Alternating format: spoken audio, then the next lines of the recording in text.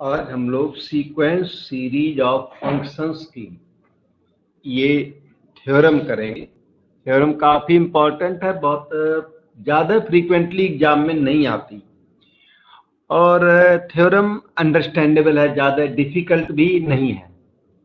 तो by chance आ जाए तो करना है।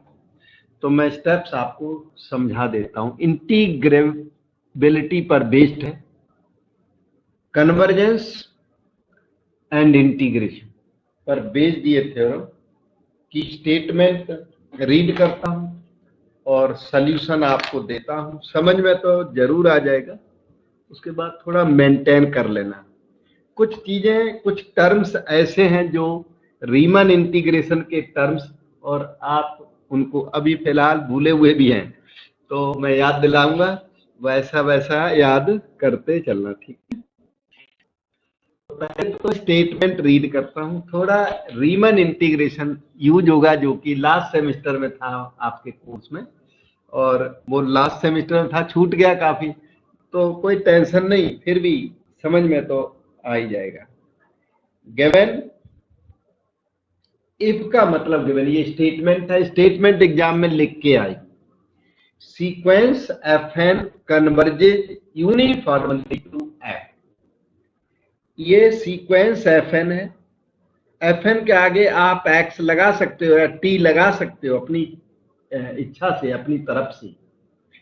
तो sequence F N converges uniformly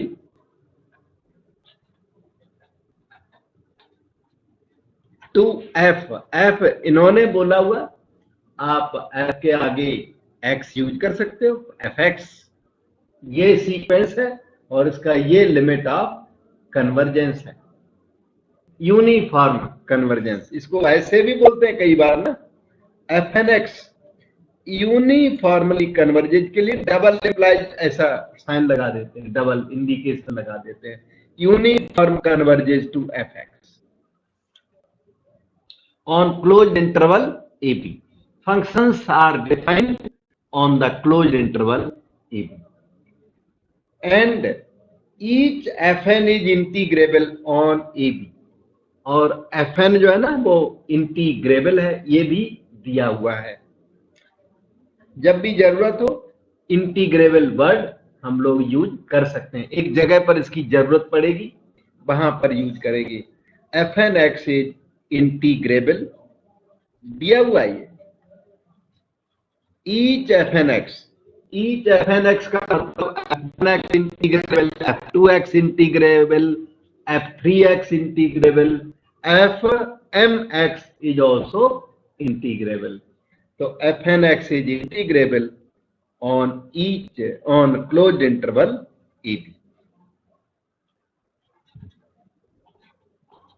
तो each fnx is integrable।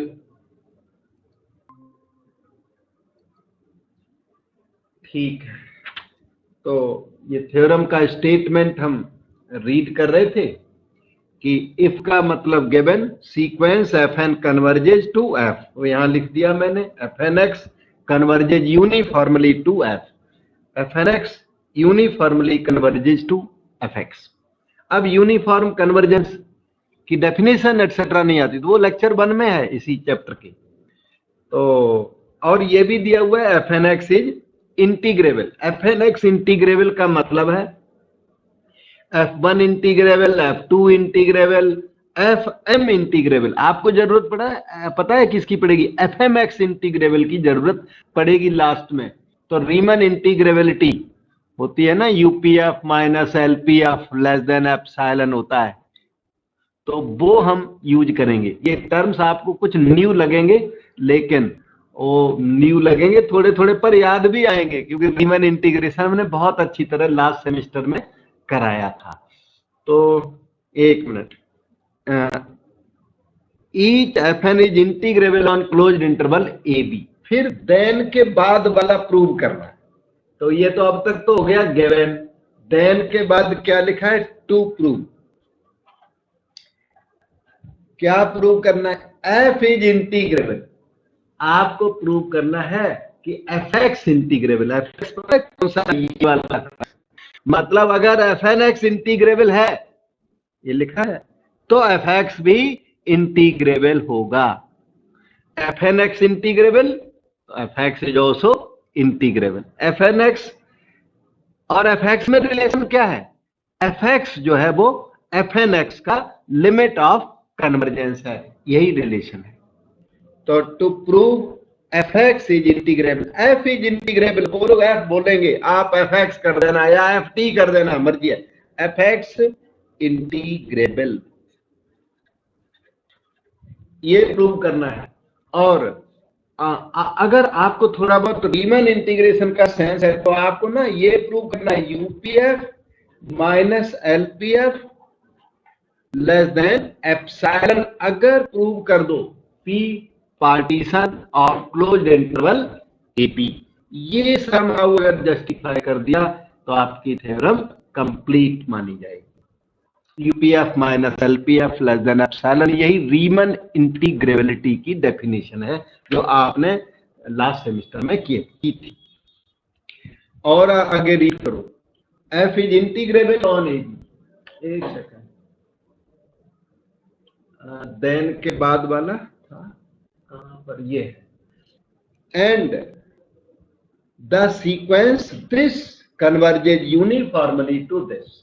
और एक चीज और भी प्रूव करनी है कि दिस सीक्वेंस, ये भी प्रूव करके देना है, सीक्वेंस कौन सा, इंटीग्रल वाला sequence, a to B F n, उन्होंने एफ एन डी टी लिखा है तो उसको एफ एन डी एक्स लिख सकते हो, तो मैं यहाँ पे वही चीज को f N x D x भी लिख सकते हो, डी टी भी लिख सकते हो, कोई टेंशन नहीं। तो converges uniformly to integral a to b fx dx, मतलब fnx converges to fx, तो integral of fnx converges to integral of fx, ये आपको प्रूव करके देना है कि fnx converges to fx, तो क्वेश्चन ने दिया हुआ है आपको, ये दिया हुआ है, आपको प्रूव करना है कि इसके इंटीग्रल से जो सीक्वेंस बनेगा वो राइट साइड के इंटीग्रल के को कन्वर्ज करेगा। F N x f x को कन्वर्ज करता है, तो integral of f N x जो सीक्वेंस बनेगा वो इंटीग्रल ऑफ एफ एक्स को कन्वर्ज करेगा। बिल्कुल कॉमन सेंस से तो बिल्कुल सही मालूम पड़ता है, और मालूम ही नहीं पड़ता, हम लोग इसे प्रूव करके देंगे। अब इसके बाद प्रूफ स्टार्ट होता है। इतना जो रिजल्ट है इतना तो क्वेश्चन से ही देख के हमने लिख दिया, और अब जो बेसिक प्रूफ है वो अब स्टार्ट होता है। क्वेश्चन 2007 में आया था और बहुत फ्रीक्वेंसी इसकी नहीं है, फिर टाइम बच गया तो थ्योरम कर रहा हूं, और थ्योरम बिल्कुल आ गया तो फिर करोगे क्या, तो मतलब एक कम से कम एक चॉइस मिल जाएगी आपको, तो कर लीजिए। स्टेप्स हैं थोड़े थोड़े और समझ में तो या जरूर आएगा। देखो आए जा रहा है, प्रूफ में लिखना स्टार्ट करता हूं। F N x converges to F x, ये और ऊपर वो दोनों सेम बातें हैं, वो भाई ये लैंग्वेज लिखी है, ये उसी का मैथमेटिक्स लिखा है। तो f N x converges uniformly, ये डबल ऐसा इंडिकेशन दे दूं तो यूनिफॉर्म कन्वर्जेंस हो जाता है, और सिंगल का पीडब्ल्यू लिख दो तो पॉइंट वाइज कन्वर्जेंस। दो तरह के कन्वर्जेंस होते हैं, एक पॉइंट वाइज कन्वर्जेंस है, एक यूनिफॉर्म कन्वर्जेंस। तो ये यूनिफॉर्म कन्वर्जेंस है, हमने लिख दिया। ज्यादा यूनिफॉर्म वर्ड भी डाल सकते हो, नहीं तो ये ठीक है, सेंस तो दे ही रहा है। तो इस यूनिफॉर्म कन्वर्जेंस की डेफिनेशन हमने लेक्चर 1 में दी हुई है, इसी चैप्टर में वो है। तो शॉर्टकट में बोलूं तो there exist positive integer m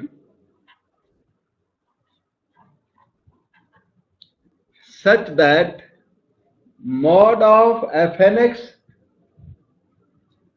minus fx, इन दोनों का डिफरेंस लेस देन एप्सिलॉन हो। बहुत बार ऐसा काम करते रहते हैं, तो इसको भी याद करने में मुझे लगता है प्रॉब्लम नहीं है, लेस देन एप्सिलॉन। अब इसमें यही है, आपको लास्ट में पता लगेगा कि एप्सिलॉन बाय 3 की जरूरत है, तो एप्सिलॉन बाय 3 ज्यादा अच्छा लगेगा। कई सारे ऑथर्स 3 इंटू बी माइनस ए भी नीचे लिख देते हैं, पर epsilon by 3 good enough, not bad.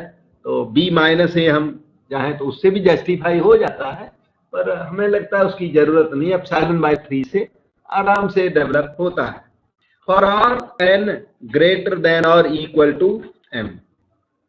अब ध्यान दो, एन ग्रेटर देन एम, ये क्या लिखा है? ये लिखा है एन अप्रोचेज इन्फिनिटी लिखा हुआ है, ये इधर लिखा हुआ है एन अप्रोचेज इन्फिनिटी, इधर लिखा हुआ है limit of f n equal to F x, shortcut में।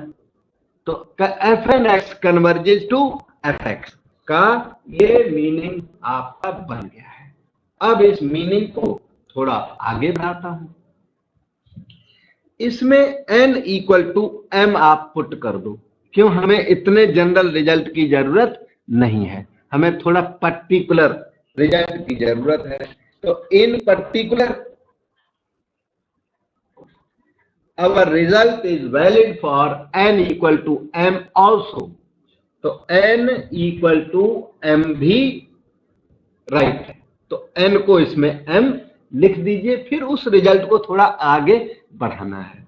और जो थ्योरम है तो थ्योरम के स्टेप्स तो याद करने पड़ेंगे, पर स्टेप्स कोई स्टेप समझ में नहीं आता वो तो हमें पूछोगे, मैं बताऊंगा। डेवलपमेंट बिल्कुल स्मूथ है। तो अगला स्टेप हमारा ये हो गया, मॉड ऑफ n की जगह पर m लिख दो, n इक्वल टू m के लिए ये रिजल्ट बिल्कुल वैलिड है, n ग्रेटर देन और इक्वल टू m के लिए वैलिड है, तो n इक्वल टू m के लिए भी वैलिडिटी है। Minus F x less than epsilon by 3। अब इस रिजल्ट को हम फर्दर इलेबोरेट करेंगे, ओपन करेंगे, एक्सपांड करेंगे। वो कैसे? देखो इस तरह, इसका मीनिंग है minus epsilon by 3 less than F M x minus F x less than epsilon by 3। ये आया मॉड के रूल के बेस पर। मॉड एक्स लेस देन और equal to A, less than A का मीनिंग होता है minus A less than X less than E. वो मॉड एक्स का रूल हमने अप्लाई कर दिया। इसके बाद तीनों में ना एफ एक्स ऐड कर दो, बीच में एफ एम एक्स छोड़ दो, तो you get F x minus epsilon by 3 less than F M x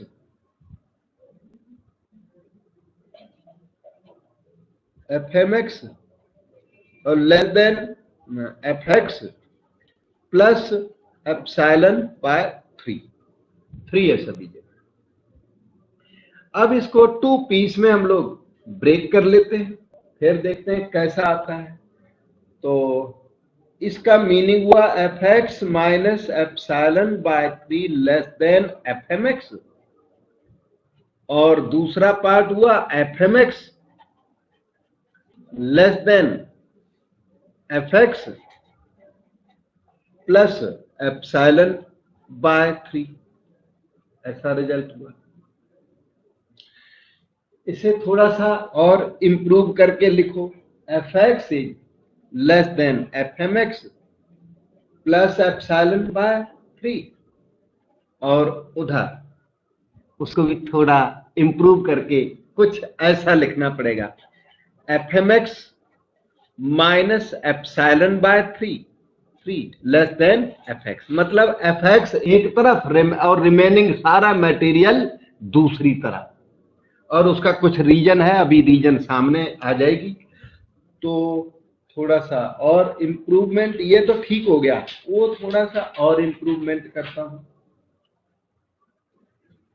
कि f x less than F M x plus epsilon by 3, और उसमें ये वाला एफ एक्स लेफ्ट में greater than F M x minus epsilon by 3। कोई भी step हमें पूछ सकते हो, और यहां तक पुल करके लाना वो तो थ्योरम की रिक्वायरमेंट है, उसमें मैं कुछ कर नहीं सकता, पर स्टेप्स बिल्कुल साफ है, अंडरस्टैंडेबल है। इसके बाद काम स्टार्ट होता है। अब देखिए, फंक्शन स्मॉलर हो, जो फंक्शन स्मॉलर होता है तो स्मॉलर फंक्शन का यूपीएफ और एलपीएफ दोनों भी स्मॉलर होते हैं। वो पार्टीशन में आपने लर्न किया था रीमन इंटीग्रेशन में, अब आप भूले हुए हो तो कम से कम याद ही कर लो। क्या कर सकते हैं, जैसे अगर ये फंक्शन स्मॉलर है, ये एफ एक्स स्मॉलर है ना और एफ एम एक्स से स्मॉलर है, तो इसके लिए दो रिजल्ट वैलिड हैं। एक यूपीएफ लेस देन अपर रीमन सम कहते हैं यूपीएफएम प्लस एप्सिलॉन बाय 3, और u को अगर मैं l लिख दूं तो भी ये वैलिड है। मैं लिख के दिखा सकता हूं, एलपीएफ लोअर सम और अपर सम, जो फंक्शन स्मॉलर होता है, स्मॉलर फंक्शन का अपर सम ग्रेटर फंक्शन के अपर सम से स्मॉलर होता है। स्मॉलर फंक्शन का लोअर सम भी ग्रेटर फंक्शन के लोअर सम से पी एफ एम लिखना चाहिए, p comma f m plus epsilon by 3, ये 3, ये लोअर सम भी स्मॉलर होता है। अब लोअर सम स्मॉलर है तो ठीक ही है, लेकिन हमें अपर सम स्मॉलर है, ये बात की हमें जरूरत है, क्योंकि लोअर सम तो छोटा होता ही है। लोअर सम छोटा है तो कोई बड़ी बात थोड़ी है, बड़ी बात तो तब है जब अपर सम स्मॉलर हो। तो वो वाली इक्वेशन जो है वो आपके लिए इंपॉर्टेंट है, उसको हम कोई नंबर 1 दे देते हैं। अभी तक शायद नंबर कोई दिया नहीं है तो इसको नंबर 1 हमने दे दिया। इसी तरह इधर आइए, जो फंक्शन ग्रेटर है उसका यूपीएफ ग्रेटर होता है और एलपीएफ भी ग्रेटर होता है, दोनों भी ग्रेटर होते हैं। तो उसका यूपीएफ ग्रेटर देन यूपीएफएम, और वो तो एप्सिलॉन बाई 3 क्या है, वो तो कांस्टेंट है। थोड़ा कम दिखता होगा, कम दिखता है तो कम ही दिखना चाहिए, उसके में जरूरत ही नहीं है। मैंने तो आपके सेटिस्फेक्शन के लिए लिख दिया, एग्जाम में नहीं लिखना। आपको डाउट होगा ना कि इसका यूपीएफ ले उसका एलपीएफ, तो हाँ, तो यहां पे क्या है, एलपीएफ एफ एक्स का अपर सम ग्रेटर है, अपर सम ग्रेटर है, ये कोई बड़ी बात तो नहीं है। अपर सम कहने में ही लगता है ग्रेटर होगा, लेकिन लोअर सम भी ग्रेटर है, ये एक बड़ी बात है, यही इंपॉर्टेंट बात है। L P F M minus epsilon by 3, तो LPF greater than LPFM minus epsilon by 3, और थोड़ा मुझे और एडजस्टमेंट करना पड़ेगा। आपको याद है ना, UPF minus LPF less than epsilon लाना है, तो हमें इसको माइनस एलपीएफ करना है। हम अपने टारगेट की तरफ जा रहे हैं। आपको याद होगा बिगिनिंग में हम लिख के आए हैं कि UPF minus LPF less than epsilon prove कर देंगे, तो हम उधर ही जा रहे हैं। तो इसे ना, इस वाले रिजल्ट को नेगेटिव करना पड़ेगा, उसके बाद इक्वेशन 1 में इसको ऐड करेंगे, और फिर भी एक और रिजल्ट की जरूरत पड़ेगी, और फिर आ जाएगा वो दूसरे रिजल्ट की, वो साइड में भी लिख दूंगा तो चल जाएगा। बस मेजर वर्क आपका हो गया है, अभी देखो प्रूव करता हूं, फिर एक मोर ओवर वाला रह जाएगा सेकंड पार्ट, बस वहीं पे थ्योरम आपकी कंप्लीट हो जाएगी। तो इक्वेशन 1 थी और सेकंड इधर वाले पे हम लोग फंसे हुए थे, इसमें नेगेटिव मल्टीप्लाई कर दो, minus l P f less than minus l P F m plus epsilon by 3, वो ग्रेटर साइन है, लेस में कन्वर्ट हो जाएगा, नेगेटिव किया इसलिए। अब इक्वेशन नंबर 2 आ गई, 1 और 2 को ऐड कर दो। बस स्टेप्स याद करने हैं, और समझने में मुझे नहीं लगता इतना टफ है। और वो जो प्रोसीजर है, थ्योरम है, तो थ्योरम में प्रोसीजर इन्वॉल्व होता है, तो याद करना पड़ता है। UPF minus LPF less than epsilon आना है, देखते हैं कितना अटक जाते हैं हम। माइनस एलपीएफ लेस देन, अब देखिए ये आया आपका यूपीएफएम माइनस एलपीएफएम, यूपीएफएम ये माइनस एलपीएफएम, ये यूपीएफएम माइनस एलपीएफएम एफ एन और प्लस करके ना epsilon bye plus epsilon by 3, 2 epsilon by 3 आ गया है। अब अगर ये एप्सिलॉन बाय 3 हो जाए तो थ्योरम कंप्लीट हो गई, और ये एप्सिलॉन बाय 3 है। क्यों? क्योंकि f m is integrable, beginning में बताया था each f n is integrable. तो इसको हम फिलहाल नंबर 3 दे देते हैं, और ये रिजल्ट को लेस देन एप्सिलॉन बाय 3 यहां साइड में क्या मेन में लिख देते हैं। Now each f n is integrable, each fn is integrable according to question, and therefore fm is also integrable. Integrable का मतलब रीमन integrable on closed interval ab. therefore upfm p for partition किसी जगह पर आप राइटिंग कर सकते हो, lpfm less than epsilon by 3। ये इक्वेशन नंबर हमारी 4 हो गई। 4 को 3 में यूज करो तो आंसर रेडी हो गया। Use 4 in 3, we get UPF minus LPF less than, अगर वो दोबारा रिपीट करना चाहो तो रिपीट कर दो, वैसे तो जरूरत है नहीं, आंसर आ चुका है। LPFM प्लस 2 एप्सिलॉन बाय 3, तो this is less than epsilon by 3, ये चीज लेस देन एप्सिलॉन बाय 3 है, और वो 2 एप्सिलॉन बाय 3 को कॉपी कर दो तो इक्वल टू एप्सिलॉन आ गया। So we have UPF minus LPF less than epsilon, so F x is integrable. अगर एफ एन इंटीग्रेबल है तो एफ एक्स, उसका जो लिमिट ऑफ कन्वर्जेंस है वो भी इंटीग्रेबल होगा। So F x is also integrable. अब कहीं डाउट कंफ्यूजन हो आप जरूर पूछिए। और फर्स्ट पार्ट इसका थ्योरम का कंप्लीट भी हो गया। एक और पार्ट है छोटा सा, अभी वो भी बता देता हूँ, और वो ज्यादा लेंथी नहीं है, छोटा सा ही है, ठीक है। हाँ, एक बार में मतलब छोटा है और इजी है, एक बार में होता चला जाएगा, एक पैराग्राफ है इसका बस, ठीक। तो अब हम इसका सेकेंड पार्ट प्रूव करते हैं।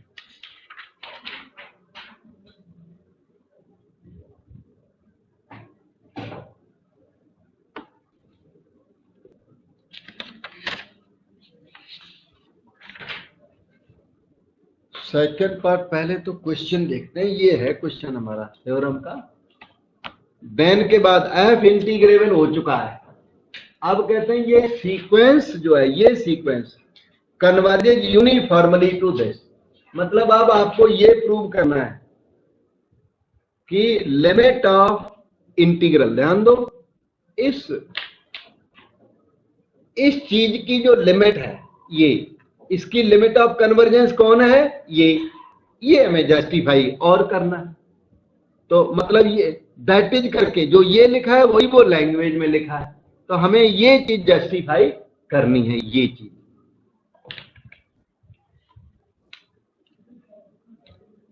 सो सेकेंड पार्ट में ये प्रूफ, उसको लेफ्ट में लिख लो तो थोड़ा आराम पड़ेगा। Limit N tends to infinity A to B F N D T इन्होंने लिख रखा है, हम लोग F N x D X कर दें। डेफिनेट इंटीग्रेशन में चेंज ऑफ वेरिएबल बिल्कुल अलाउड है, और A to B F D T तो हम एफ एक्स डी एक्स लिख देते हैं। ये हमें क्या करना, to prove that this happens. इसका मतलब क्या है, क्या प्रूव करना है? इसका मतलब हमें ये प्रूव करना है that is mod of this minus that less than epsilon. आपको प्रूव करना है A to B F N X dx minus integral a to b fx dx, ये लेस देन एप्सिलॉन जब आ जाए तो समझ लेना आपकी थ्योरम प्रूव हो गई इस स्टेज पर, ठीक है। तो बस ये और जस्टिफाई करना है। तो इसका प्रूफ मुझे हार्ड नहीं मालूम पड़ रहा, हल्का सा है। और n क्या है, ग्रेटर देन और equal to m, n tends to infinity है ना, तो उस वो होता है n ग्रेटर देन और इक्वल टू m, अंडरस्टूड होता है, n टेंड्स टू इन्फिनिटी इसे कहते हैं, n ग्रेटर देन और इक्वल टू m को कहते हैं। सो प्रूफ बिगिंस नाउ। आप इस मटेरियल को कैच कर लो, ये डायरेक्ट ही हो जाता है, इसमें ज्यादा लेबर मेहनत नहीं लगती। a to b fnx minus a to b fx को कैच कर लिया और आगे चलते हैं। ये हो गया मॉड के अंदर, ये दो इंटीग्रल अलग अलग लगेगा, आप सिंगल इंटीग्रल में कन्वर्ट कर लो, a to b fnx minus fx dx। अच्छा, रीमन इंटीग्रेशन में एक थ्योरम आपने लर्न की थी कि mod of integral less than और equal to integral of mod. Mod of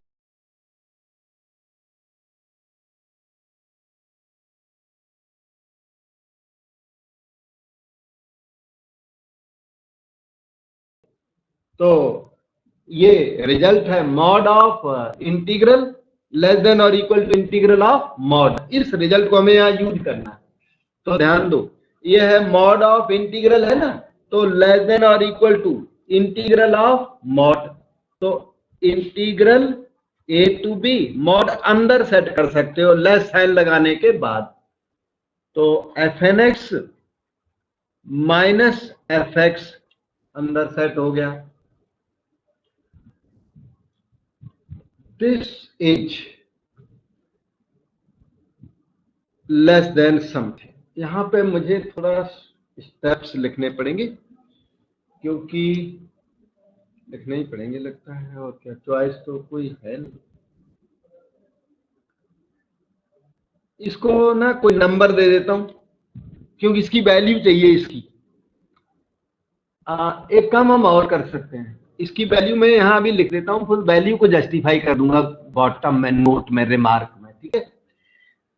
less than epsilon by 3, मैं इसे less than epsilon by 3 justify कर दूंगा। आपको भी जस्टिफाइड है, ये पता है आपको, fnx minus fx less than epsilon है, क्योंकि fnx कन्वर्जेस टू fx, जो प्रीवियस रिजल्ट था ना, गिवन रिजल्ट है क्या कि fnx कन्वर्जेस टू fx, ये उसी का रिजल्ट है। और हमें ना इस बार b माइनस a की जरूरत है, लास्ट टाइम तो जरूरत थी नहीं, हमने हटा दिया था उसको, इस बार जरूरत है। तो ये जो रिजल्ट है less than epsilon by 3 into B minus A, मैं अभी एक लाइन नीचे लिख दूंगा, यहाँ पे स्टार लगा देता हूँ, थ्योरम अभी कंप्लीट कर देते हैं। फिर इंटीग्रल a टू b, फिर यहाँ सिर्फ 1 रह जाएगा, क्योंकि this is less than a constant. और उसके बाद आगे चलिए, epsilon by 3 into B minus A, 1 का इंटीग्रल x हुआ और लिमिट लगने के बाद b माइनस ए आ गया, और एज ए रिजल्ट ये एप्सिलॉन बाय 3 हो गया, और आपकी थ्योरम कंप्लीट हो गई। एप्सिलॉन बाय 3, एप्सिलॉन बाय 3, तो एक काम करो 3 छोड़ो, इस बार ना 3 की, मैं एप्सिलॉन बाय 3 अच्छा नहीं लगता, वैसे तो वो राइट है पर वो अच्छा नहीं लगता, इसलिए 3 को इस बार छोड़ दीजिए, एप्सिलॉन बाय बी माइनस ए रख दिए, तो एग्जैक्ट एप्सिलॉन आ गया। मेरा अंदाजा था 3 से आ पाएगा, 3 की जरूरत हमें इस बार नहीं पड़ी। ये दे एप्सिलॉन आ गया, एप्सिलॉन पे हिट रिजल्ट लाना अच्छा होता है, बस बाकी एप्सिलॉन बाय 3 एप्सिलॉन बाय 2 सब इक्वल होते हैं आपस में। ओके, तो हुआ क्या, ये सब करने से हमारा रिजल्ट प्रूव हुआ। Thus, mod of a to b fnx dx minus a to b fx dx less than epsilon proof हो गया, एप्सिलॉन बाय 3 बार मेरा मन कर रहा है क्योंकि फर्स्ट पार्ट में एप्सिलॉन बाय 3 था बार बार, तो एप्सिलॉन हो गया। इसका मतलब ये है integral a to b fnx converges uniformly of course to integral a to b fx dx, यही आपको प्रूव करना था। इसे आप सीक्वेंस का साइन लगा सकते हो, दे सकते हो। अब इसमें बीच में वो एक जगह थोड़ा सा स्टार नंबर जो डाला था उसको और जस्टिफाई कर देता हूं। एक सेकंड रुकना, स्टार नंबर का नोट, वहां पे स्टार नंबर में ये डायरेक्ट यूज कर डाला हम लोगों ने, F N X minus F x less than epsilon by B minus A. ये इसका बस थोड़ी सी रीजन देनी थी। Given F N x converges to F X, उसमें क्वेश्चन में ही लिखा हुआ था F N x converges to F X. देखो आपको दिखाता हूं, यहां पे लिखा है, क्वेश्चन की बिगिनिंग में लिखा था ये, if a sequence F N converges uniformly to F, ये पहला ही सेंटेंस है जो हम यहां पर यूज कर रहे हैं। Given F N x converges uniformly to F x, therefore with usual notations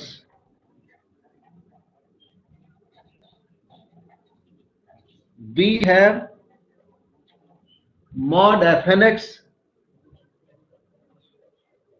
minus fx less than epsilon by upon जिसकी भी जरूरत हो, हमें b माइनस से पॉजिटिव नंबर की जरूरत है, पॉजिटिव नंबर आप नीचे फिट कर सकते हो, it is greater than b। तो ये जस्टिफाई हो गया, यही हमने वहां पर यूज किया था, और इस तरह से थ्योरम का सेकंड पार्ट भी कंप्लीट हो गया। और आज के प्रोजेक्ट में मैंने यही थ्योरम रखी थी। अगले लेक्चर में फिर से देखता हूं जो छूटा हुआ ना जहां कहां से, उस पर